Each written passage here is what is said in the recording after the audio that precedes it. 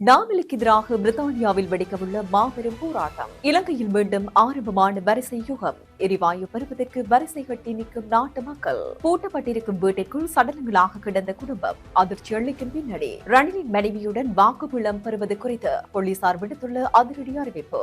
அரநாய்க்கவில் மீண்டும் மண் சரிவு அபாயம். போக்குவரத்து பாதிப்பு. அவதியுறும் மக்கள். மொரட்டுவை கடற்கரையில் பெண்ணின் சடலம் மீட்பு. 3 பெண்கள் அதிரடி கைது. ஈரானில் பெரும் பதற்றம். மீண்டும் வெடித்தது மாணவர் போராட்டம். வணக்கம், இது யூரோப் தமிழின் மதிய நேர பிரதான செய்திகளுடன் இருக்கும் நான் டோமிகா சாந்தகுமார். இனி தொடர்பான விரிவான செய்திகள்.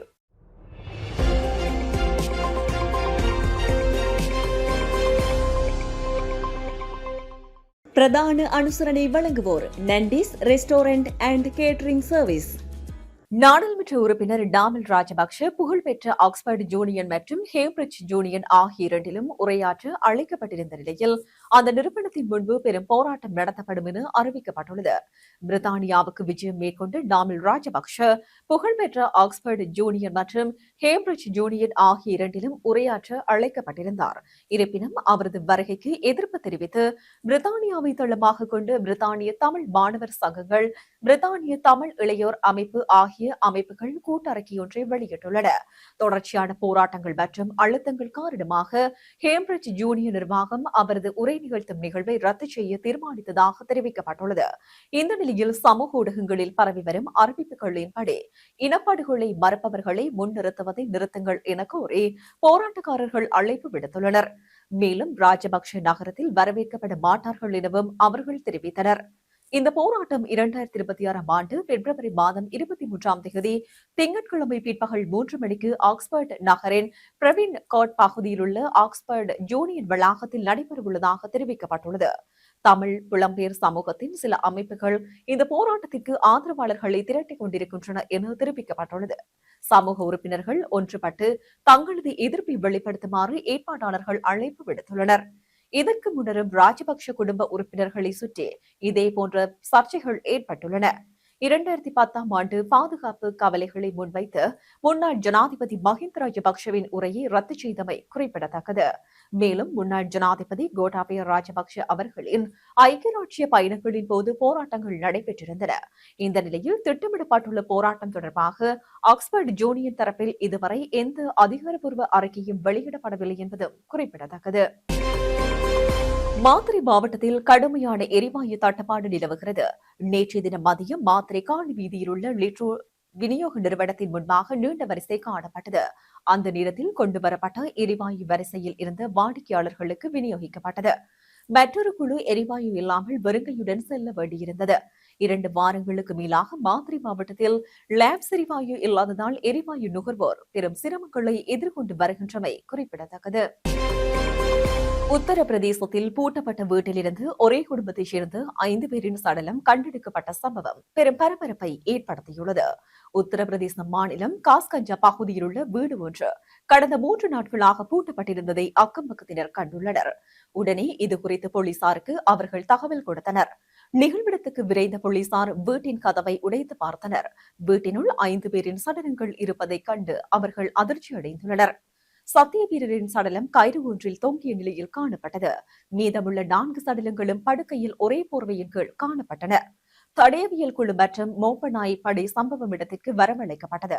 முதற்கட்ட விசாரணையில் சத்திய வீரர் தனது குடும்பத்தின் மற்றவர்களை கொன்றுவிட்டு பின்னர் தானும் தற்கொலை செய்து கொண்டதாக தெரிகிறது. சடலங்களை மீட்டு போலீசார் கூராய்வுக்காக மருத்துவமனைக்கு அனுப்பி வைத்தனர். மரணத்திற்கான காரணம் கண்டறிய வழக்கு பதிவு செய்து விசாரணை நடைபெற்று வருகிறது. ஒரே குடும்பத்தைச் சேர்ந்த 5 பேர் சடலங்களாக கண்டெடுக்கப்பட்ட சம்பவம் காஸ்கஞ்சா பகுதியில் பெரும் பரபரப்பை ஏற்படுத்தியுள்ளது. முன்னாள் ஜனாதிபதி ரணில் விக்ரமசிங்கவின் மனைவி மைத்ரி விக்ரமசிங்கவிடம் வாக்குமூலம் பெறுவதற்கான புதிய திகதி இதுவரை அறிவிக்கப்படவில்லை என தகவல் வெளியாகியுள்ளது. குறித்த விடயத்தினை காவல்துறை ஊடக பேச்சாளர் எஃப்.ஏ. வுட்லர் தெரிவித்துள்ளார். 2023ஆம் ஆண்டு ரணில் விக்ரமசிங்க மேற்கொண்ட வெளிநாட்டு பயணம் ஒன்றின் போது பொது நிதி முறைகேடாக பயன்படுத்தப்பட்டதாக கூறப்படும் குற்றச்சாட்டுகள் குறித்து நிதி குற்றப்பிரிவு விசாரணைகளை முன்னெடுத்து வருகிறது. லண்டனில் உள்ள வோல்வர் காம்டன் பல்கலைக்கழகத்தில் நடைபெற்ற மைத்ரி விக்ரமசிங்கவின் பட்டமளிப்பு விழாவில் கலந்து கொள்வதற்காக இந்த பயணம் மேற்கொள்ளப்பட்டதாக தெரிவிக்கப்படுகிறது. இது தொடர்பான விசாரணைக்காக வாக்குமூலம் அளிப்பதற்காக மைத்ரி விக்ரமசிங்க கடந்த பிப்ரவரி மாதம் 20ஆம் தேதி நிதி குற்றப்பிரிவுக்கு அழைக்கப்பட்டிருந்தார். எனினும் தனது உடல்நிலை சரியில்லாத காரணத்தினால் அன்றைய தினம் விசாரணைக்கு முன்னிலையாக முடியாது என அவர் அறிவித்திருந்தார். மருத்துவர்களின் அறிவுறுத்தலின்படி தான் வீட்டில் சிகிச்சை பெற்று வருவதாகவும் தேவையெனில் அதிகாரிகள் தனது இல்லத்திற்கு வருகை தந்து வாக்குமூலத்தை பெற்றுக் கொள்ளலாம் எனவும் அவர் கடிதம் மூலம் அதிகாரிகளுக்கு தெரியப்படுத்தியிருந்தார். இந்த நிலையில் அவரிடம் வாக்குமூலம் பதிவு செய்வதற்கான அடுத்த கட்ட நடவடிக்கை அல்லது புதிய தேதி குறித்து இதுவரை எந்த தகவலும் பரிமாற்றப்படவில்லை என காவல்துறை தரப்பு உறுதிப்படுத்தியுள்ளமை குறிப்பிடத்தக்கது. கடும் மழை காரணமாக அரநாயக்கவின் அம்பலகந்த, தோல்தோய மற்றும் கந்துன ஆகிய பகுதிகளில் மீண்டும் மண் சரிவு அபாயம் ஏற்பட்டுள்ளது. இந்த நிலையில் அரநாயக்க தோல்தோய பிரதான வீதியின் அம்பலகந்த பகுதியில் காவட் வீதி பாரியளவில் வெடித்து தானிறங்கியுள்ளது. கடந்த கால மண் சரிவின் போது சேதமடைந்த கால்வாய் மதகு முறையாக புனரமைக்கப்படாததால் மழைநீர் வீதியினூடாக பாய்ந்தே இந்த சேதத்திற்கு பிரதான காரணம் என பிரதான வீதி சேதமடைந்தாலும் மாற்று வீதியாக புவக்வத்த வீதியில் மண்மேடுகள் சரிந்துள்ளதாகவும் தோதல் தோய கிராமத்திற்கான போக்குவரத்து முற்றாக துண்டிக்கப்பட்டுள்ளது எனவும் தெரிவிக்கப்பட்டுள்ளது. மேலும் முன்னர் ஏற்பட்ட டித்வா புயல் மண் சரிவினால் இப்பகுதியில் 13 பேர் உயிரிழந்துள்ளதுடன் நூற்றுக்கணக்கான வீடுகள் சேதமடைந்திருந்தமை குறிப்பிடத்தக்கது. புத்தளம் வாடகை சவாரிக்கு சென்ற முச்சக்கர வண்டி சாரதி ஒருவர் வடிகாலுக்குள் சடலமாக மீட்கப்பட்ட சம்பவம் அப்பகுதியில் பெரும் பரபரப்பை ஏற்படுத்தியுள்ளது.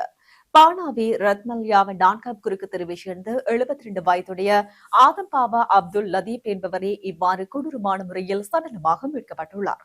இவர் 5 பிள்ளைகளின் தந்தை என்பது குறிப்பிடத்தக்கது. நேற்றிரவு முன்தினம் வீட்டில் இருந்தபோது இனம் தெரியாத நபர் ஒருவர் முச்சக்கர வண்டியை வாடகைக்கு அமர்த்தியுள்ளார். அவரோடு செல்வதாக தனது மனைவியிடம் கூறிவிட்டு சென்று அப்துல் லதீப் நீண்ட நேரமாகியும் வீடு திரும்பவில்லை.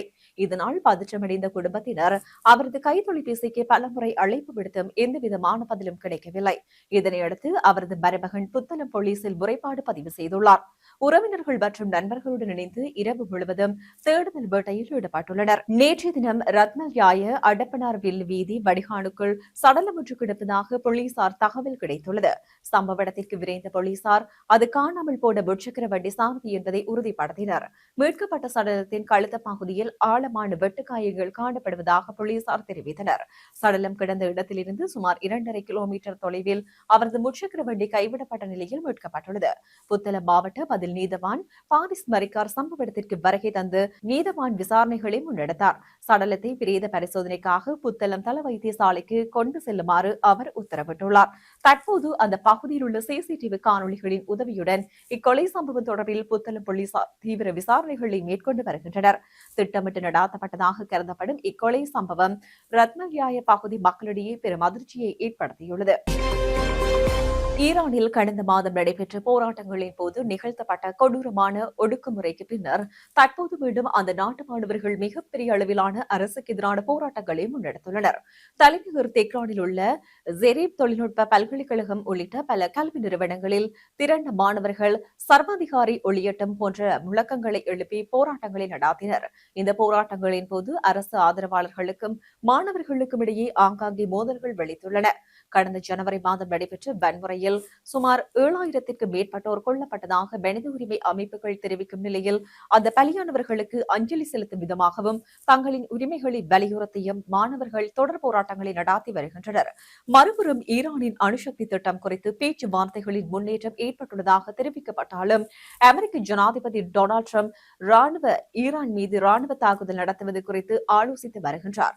அடுத்த 10 நாட்களுக்குள் சுமூகமான உடன்பாடு எட்டப்படாவிட்டால் ராணுவ நடவடிக்கை எடுக்கப்படும் என அவர் எச்சரித்துள்ளதால் ஈரான் தற்போது ஒரு போருக்கான சூழலை எதிர்கொண்டுள்ளது. வெளிநாடுகளில் இருந்து இயங்கும் சில எதிர்க்கட்சிகள் இந்த தாக்குதலை ஆதரித்தாலும் ஈரானுக்குள் இருக்கும் மற்றொரு தரப்பினர் வெளிநாட்டு தலையீட்டை கடுமையாக எதிர்க்கின்றனர். பொருளாதார நெருக்கடியால் தொடங்கி தற்போது ஆட்சி மாற்றத்தை நோக்கிய ஒரு பெரிய புரட்சியாக இந்த போராட்டங்கள் உருவெடுத்துள்ளதால் ஈரான் அரசு பெரும் அரசியல் நெருக்கடியில் சிக்கியுள்ளது. செய்திகளின் நிறைவாக மீண்டும் தலைப்புச் செய்திகள். நாவலுக்கு எதிராக பிரித்தானியாவில் வெடிக்கவுள்ள மாபெரும் போராட்டம். இலங்கையில் மீண்டும் ஆரம்பமான வரிசை யுகம். எரிவாயு பெறுவதற்கு வரிசை கட்டி நிற்கும் நாட்டு மக்கள். பூட்டப்பட்டிருக்கும் வீட்டிற்குள் சடலங்களாக கிடந்த குடும்பம். அதிர்ச்சி அளிக்கும் பின்னணி. ரணிலின் மனைவியுடன் வாக்குமூலம் பெறுவது குறித்து போலீசார் விடுத்துள்ள அதிரடி அறிவிப்பு.